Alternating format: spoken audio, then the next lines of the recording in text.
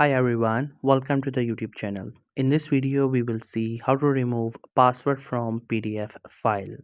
To remove the password from a PDF, first you have to open that PDF file in which it has a password.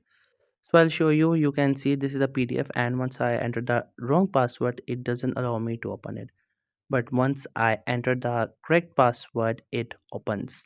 And now if you want to remove it, I'll show you the easiest way.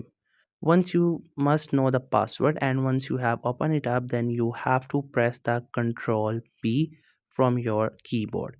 Or what else you can do is that on the top right you can see we have this printer icon. You can click onto it and you will get this page.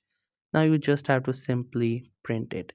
Printing it means you're saving it once again as a new PDF, but this time it will not have a password. So you just have to save it and you will get the new PDF. You will open it up and then you will see it do not have any password. So that's how you can remove password from PDF file. I hope you find this video helpful and informative. Make sure to subscribe to the YouTube channel for more informative videos and updates. You can leave a like, comment if you have any queries, feel free to ask. And thank you so much for watching the video.